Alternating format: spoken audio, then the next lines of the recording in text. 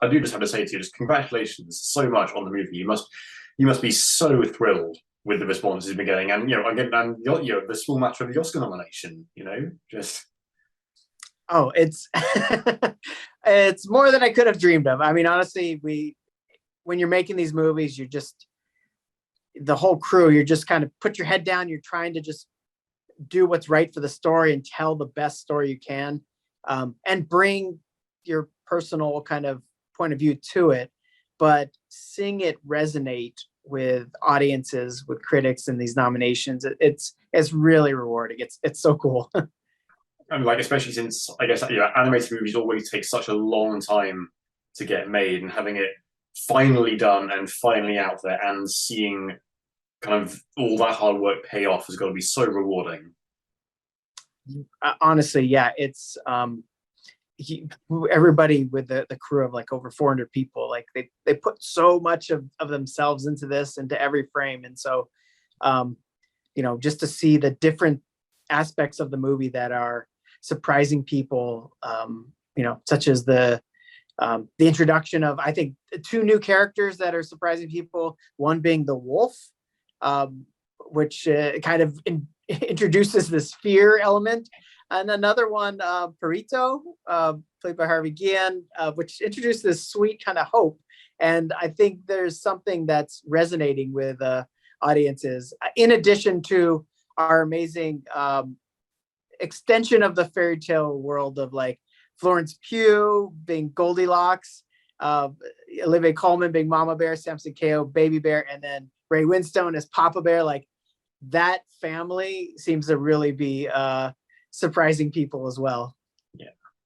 When you talk about just like the fairy, like kind of that fairy tale world there, and like what was it that made you think like now was the right time to come back to this world and kind of bring Puss in Boots back to the screen?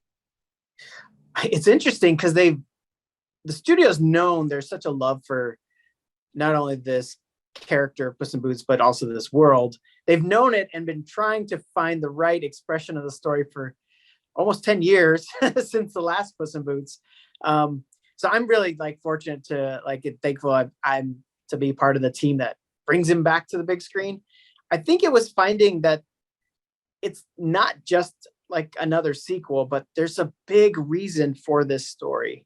I think what the world has been through the last couple years, it's like it's ready for something meaningful. And it just seemed like the right time, where this story is about Puss in Boots, who's on the last of his 9 lives. It's absurd. It's a fairy tale. But then at the heart of it, it's about, you have one life. Life is special, and who you share it with is important. And so really kind of going, this could be really meaningful for audiences, was, I think, what for myself and also for the studio felt like, yeah, now's the time to do it. I guess just in terms of just the look of the thing, obviously it's quite a different art style to the movies that have gone before. Kind of what was the thought process behind, I guess, behind changing the look and kind of just making it look as great as it does, basically? Yeah, it's been like so long that it felt like we're not only bringing back a character that people love, but we're introducing a new character to essentially a younger audience, and it seemed like an opportunity to give the story an updated kind of coat of paint. And in this case, the production designer Nate Ragg really kind of helmed this idea of like the movie looking like a fairy tale painting. And it just, I think it is so inviting, and it immerses you into the story that it's interesting to tell a story that's not chasing after photorealism, but is impressionistic.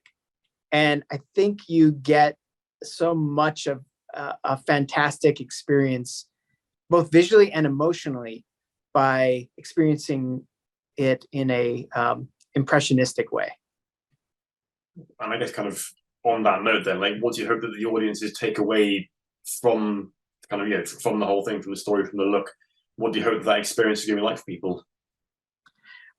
I hope it surprises people that everything they were expecting from Puss in Boots coming back is delivered, where they love this character, but that the depth, the range of emotions that they experience throughout this surprises them We've always looked at it as like a roller coaster ride, that it's going to take you on this range of emotions from joy to fear to hope, gratitude.